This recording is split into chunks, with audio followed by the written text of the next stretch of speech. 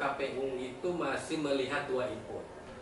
Input pertama adalah masih menggunakan Undang-Undang Nomor 10 Tahun 2016 tentang Pemilu Kada.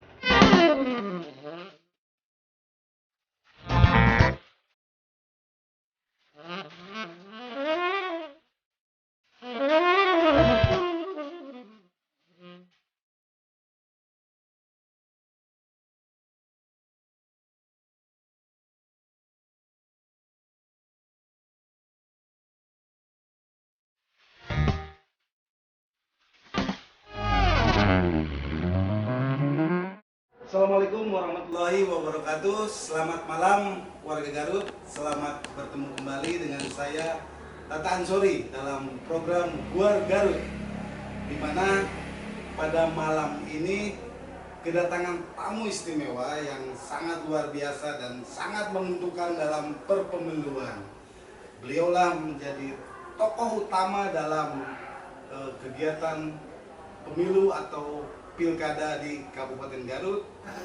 Beliau merupakan dosen di Musadadiyah, terutama ketua HMI di Kabupaten Garut dan ketua Kahmi ya, pernah menjadi ketua Kahmi di Kabupaten Garut. Beliau adalah Bapak Junaidin Basri, SAG MPD. Selamat malam. Selamat malam, Pak Ketua. Selamat menunjang ini. Saya lebih menggunakan Bapak atau Akang nih? Akang aja lah. Akang Ketua. Perbincangan nyantai nih, Pak Ketua. Jadi di mana dinamika saat ini sedang menyoroti soal pilkada. Di mana ada yang menyebut 2023, ada juga yang mengatakan 2022. Sebetulnya kapan pilkada serentak atau terpisah dengan pemilu? Kira-kira gimana? Iya. Sohib saya ini luar biasa ya, di tengah meredupnya dunia industri pers ya, masih bisa bangkit. Saya suka dari sosoknya yang bisa masih membangun inovasi pers ya, dan bisa eksistensinya tetap ada. Itu yang pertama. Yang kedua, terkait dengan dinamika ya, penyelenggaraan suksesi ya, baik itu pilkada ya, atau bahasa undang-undangnya itu adalah pemilihan umum daerah. Jadi kita, kalau saya melihat ya dari bacaan-bacaan ya, dari media online dan segala macamnya itu, memang luar biasa Garut ini ya. Sesuatu yang belum pasti tapi orang sudah begitu reaktif gitu ya. Begitu maksudnya tingkat partisipasi kesadaran politiknya itu sangat tinggi dan dinamis. Sangat dinamis, dan orang itu bisa berubah-ubah ya pulingnya itu ya. Dari atas bawah, itu luar biasa itu ya. Walaupun itu kalau diklasifikasikan ada yang berbasis pada partai politik, ada yang berbasis pada ormas, ada yang berbasis pada organisasi profesi, ada juga yang berbasis pada organisasi profesional lainnya ya, kalau saya lihat ya. Dan itu luar biasa Pak ya. Nah, terkait dengan waktunya ya, timingnya, memang kalau KPU itu masih melihat dua input. Input pertama adalah masih menggunakan Undang-Undang Nomor 10 Tahun 2016 tentang Pemilu Kada. Undang-Undang Nomor 10 Tahun 2016 itu tentang pilkada. Nah, yang kedua ini tidak jadikan input, tapi hanya satu wacana, yaitu RUU. Rancangan undang-undang itu sekitar tahun 2020 kemarin ya. Dan itu belum bisa menjadikan satu pedoman ya, atau regulasi bagi KPU untuk dijadikan dasar atau sandaran. Begitulah kira-kira begitu ya. Nah, kembali kepada pelaksanaan pilkada tadi ini. Apakah 2022, 2023 atau 2024? Kalau masih kembali pada norma Undang-Undang Nomor 10 Tahun 2016, terutama pasal 201 4 sampai dengan ayat 8 itu kurang lebih menjelaskan begini. Kalau bagi pelaksana pilkada serentak tahap 2, yaitu tahap 2 itu tahun 2017, itu masa jabatannya sampai 2022 ya, atau 2023 akhir ya kalau tidak salah. Nah, bagi pilkada serentak gelombang yang ketiga, yaitu tahun 2018, termasuk Garut ini ya, Garut ini pelaksana, itu masa jabatannya sampai 2023. Sampai 2023. Masa jabatannya ya, masa jabatannya 2023. Lalu pasal ayat 8-nya mengatakan begini, pelaksanaan pilkadanya itu paling lambat bulan November tahun 2024. Pilkada ya? Pilkadanya. Jadi sekitar November 2000 kalau masih menggunakan norma Undang-Undang Nomor 10 2016 tentang pilkada. Normanya. Nah, sekarang kan muncul apa ya istilahnya dinamika ya, dinamikanya begini. Mungkinkah pilkada itu dilakukan pada tahun 2024 sementara pemilu juga akan dilakukan pada tahun 2024. Sementara selisihnya itu kan kalau tidak salah 2 tahun ya, harus 2 tahun. Maka muncullah ini tadi rancangan undang-undang yang mengintegrasikan antara Undang-Undang Nomor 10 tahun 2016 dan Undang-Undang Nomor 7 tahun 2017 tentang pemilu. Jadi satu undang-undang itu bukan di omnibus law lah ya, tapi diintegrasikan menjadi satu paket undang-undang. Nah, di antara rancangan undang-undang ada pasal berapa itu? Di antara rancangan undang-undang dijelaskan bahwa pelaksanaan pilkada pada tahun 2017, ya, artinya yang pernah melakukan pelaksanaan pilkada serentak pada yang gelombang kedua dulu pada tahun 2017 masih muncul itu masih muncul Juni 2022. Sementara pelaksanaan pilkada serentak yang gelombang ketiga 2018 muncul Juni juga ya. Belum muncul bulannya, itu pada tahun 2023. Tetapi ada lagi ini nih,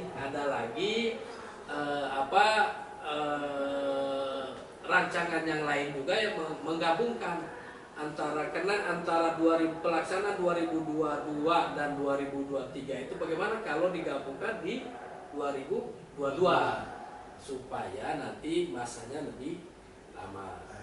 Nah, tapi bagi KPU itu tidak menjadikan satu acuan sepanjang belum diundang-undangkan. Begitu Kang Tata, kira-kira begitulah. Biar masyarakat bisa memahami keadaan warga Garut. Jadi tadi disampaikan KPU belum memiliki sandaran terkait RUU yang 2020 karena belum disahkan sebagai undang-undang. Jadi saat ini masih menggunakan Undang-Undang Nomor 10 tahun 2016. Nah, di situ muncul bahwa di pilkada gelombang kedua yang pilkadanya 2017 akan dilaksanakan pada tahun 2022. Kemudian yang pilkadanya 2018 akan dilaksanakan di 2023. RUU itu bakal disahkan ya? Kalau kita lihat Prolegnas DPR RI itu diperkirakan masuknya itu kan 2021 ya. Jadi kalau 2021 diperkirakan akhir 2021 itu bisa disahkan, ya undang-undang bisa berlaku 2022. Kalau itu mulus ya skemanya. Jadi kita berharap RUU ini harus sudah bisa menjadi undang-undang. Nah, kalau lebih cepat kan lebih bagus ya untuk bisa mempersiapkan bagi kabupaten kota dan provinsi yang pelaksanaan pilkadanya di atas 2022 dan 2023. Begitu. KPU sendiri untuk menjaga-jaga itu apa yang dilakukan saat ini? Ya, kita menjaganya dua. Pertama, kita mempersiapkan tentang persiapan tahapan pra pelaksanaan. Ya, namanya persiapan tahap pra pelaksanaan atau pra penyelenggaraan. Nah, jadi karena ini satu undang-undangnya belum memiliki satu kepastian, yang bisa kami lakukan selama ini adalah persiapan untuk rencana anggaran biaya pemilu pada 2022 atau 2023 untuk menjaga kemungkinan. Jadi untuk menjaga kemungkinan itu kita membuat satu kajian ya di internal kita tentang bagaimana sih memplanningkan rencana pembiayaan untuk pilkada 2022 atau 2023. Tapi itu tidak bisa dipublis gitu karena masih internal, karena tadi itu ya belum ada kepastian. Begitulah kira-kira. Siap. Pertama, sosialisasi itu yang terpenting itu khususnya ya dalam pilkada ya. Yang paling mahal itu kan menerima kekalahan dan menerima siapa yang menang. Itu yang mahal itu. Itu membangun tradisi demokrasi. Nah, terus kedua gini, kalau kemungkinan pilkada tahun 2022 iya, itu artinya jabatan kepala daerah dan wakil kepala daerah masih ada sisa. konsekuensinya begitu ya, tapi saya nggak mau masuk ke situ ya. Artinya kalau terjadi 2022 berarti masa kerjanya terpotong. Iya, terpotong. Ya kemungkinan hak-haknya tetap masih ada. Wacananya demikian ya, ada haknya sampai 5 tahun. Hanya masa kerjanya dikurangi. Tapi itu tidak jadi apa-apa kan. Lumayan panjang juga ya sisa masa kerja. Nah itulah ya mudah-mudahan datanya 2023 lah nggak begitu. Oke. Tapi memang yang kesian itu nanti yang pemilu 2024 ya. Nah itu kalau pemilu 2024 itu masa jabatan anggota DPRD itu sampai 2027 ya. Sebentar sekali. Masa jabatan DPRD. Iya, anggota DPRD. Kalau 2024, kalau pemilunya 2024. Pemilu nasional berakhir di 2027. Nanti di 2027 di sana sudah masuk pemilu daerah ya. Pemilu lokal, dan 2029 kita sudah masuk pemilu nasional. Mengacu ke RUU ya. Tetap kalau mengacu kalau RUU-nya nanti di sana. Kenapa di RU itu? Kenapa 2024? Berarti 2004, 25, 26, 4 tahun ya? 4 tahun. Ada sisa. Rancangannya demikian, nggak tahu nanti. Faktanya seperti apa kita nggak tahu. Nah, itulah politisi yang bisa menjawab. Ini wacana ke depan. Iya. Katanya pemilu DPRD dan DPR RI itu atau pilkada itu dipilih oleh DPRD. Wacana ke depan ini. Iya. Itu informasinya benar. Jadi itu informasi burung juga ya. Jadi kita belum bisa menjadikan. Memang ada wacana-wacana itu ya, karena mempertimbangkan aspek yang pertama itu kan aspek pembiayaan ya, efisiensi pembiayaan dan lain-lain. Walaupun itu tidak menjadi topik yang paling menarik ya. Presiden dalam beberapa kali tetap mengatakan akan tetap mendukung pemilu secara langsung, pemilu daerah dalam setiap kesempatan. Nah, Warga Garut ini siap-siap nih kalau kemungkinan pemilu 2022 bagi yang akan mencalonkan ya 2021 harus siap-siap sosialisasi karena KPU pun akan masuk di tahapan jika kemungkinan pilkada itu di 2022 sangat dekat sekali karena Desember ini ada waktu untuk mensahkan RUU.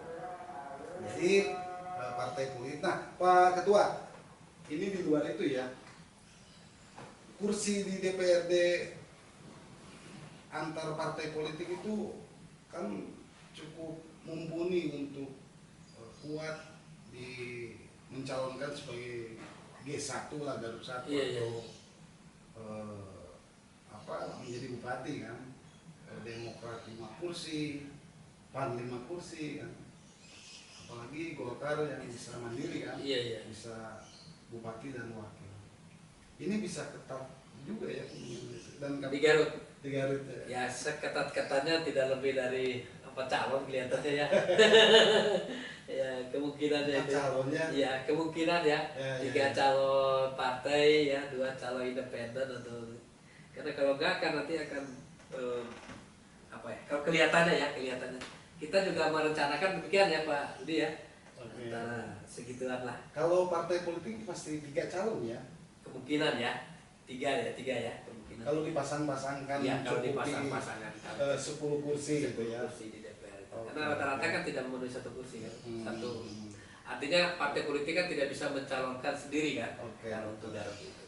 Berarti tadi kan hanya kemungkinan gambarannya 3 sampai 4 lah ya. 3 sampai 4. Nah, ini dari KPU itu melihatnya dari ini ya, dari jumlah kursi kan.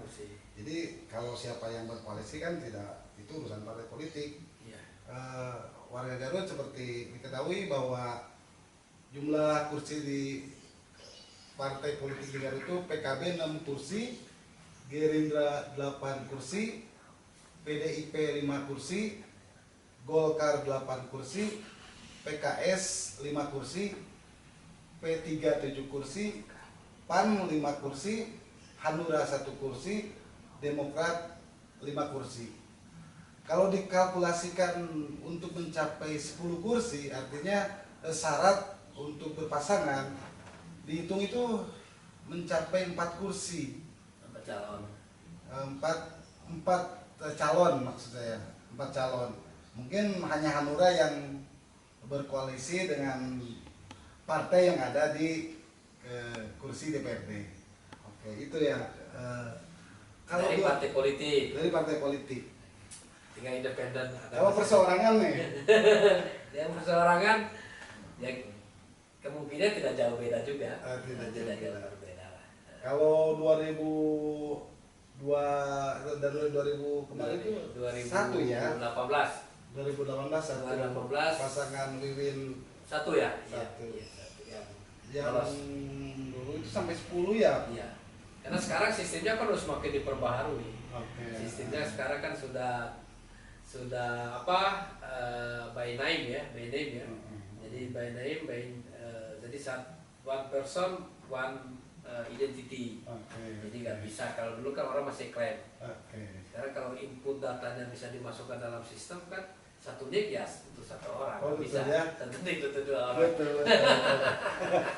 Dan itu ya untuk calon independen ya belajarnya harus lebih ini. Wah, itu untuk harus ahli IT juga ya. Ahli IT, soalnya identitas pemilih itu dari online itu ya. Dari NIK. Jadi dari NIK. nggak bisa lagi pakai surat keterangan apa itu ya, domisili. Surat keterangan sementara. Sekarang kan syarat minimal kan sudah direkam ya. Betul. Sudah direkam. Wah, cukup repot juga. Ya, jadi dua-duanya Pak. Jadi memperbaiki sistem data kependudukan kita juga. Jadi di Dukcapil juga belajar lebih keras lagi untuk memperbaiki sistem dan melayani kebutuhan masyarakat. Ya, KPU juga terbantu juga dengan validasi dari data kependudukan. Dan semua orang juga sama. Hampir semua sama kan sekarang masalahnya. Orang menerima bantuan juga masalahnya sama. Ya, nama beda, nik beda gitu ya. Niknya 1 tapi namanya bisa 2 atau 3 gitu ya. Nah, itu ya dalam ilmu data disebutnya data duplikat gitu ya. Nah, makanya sekarang kita saling belajar gitu ya, saling belajar untuk memperbaiki dan menyempurnakan sistem data kita. Nah, itu Itu pentingnya KPU itu melakukan apa namanya pendataan pemilih berkelanjutan itu penting juga. Jadi secara tidak sadar kita juga belajar bagaimana cara mendata penduduk yang sudah tidak memenuhi syarat sebagai daftar pemilih tetap kemarin. Sederhana sebetulnya ya. Orang meninggal gitu ya, kan kita meninggal biasa, tapi kan jarang kan orang melaporkan datanya. Terus yang sudah 17 tahun sudah ada, memang ada orangnya, tapi kesadarannya untuk membuat KTP-nya dengan proses segala macam dan sampai jadinya itu kan butuh waktu kan itu. Tidak sesederhana juga sebetulnya, butuh edukasi. Jadi kita juga tidak bisa menyalahkan siapapun ya.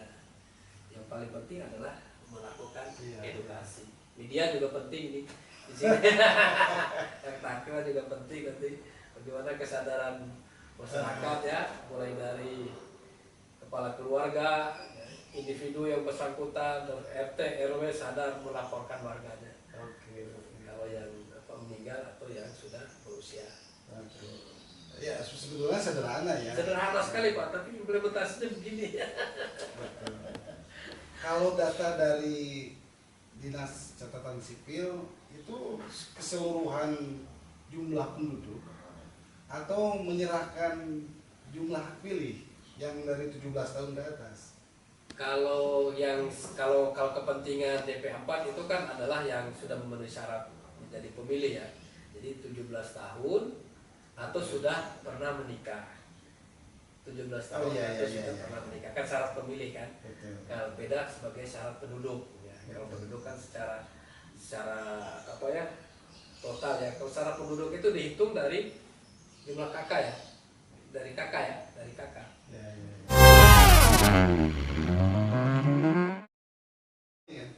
Sisi lain gitu nih, berapa sih gaji KPU itu berapa? Kalau gaji KPU itu kadang-kadang sensi ya.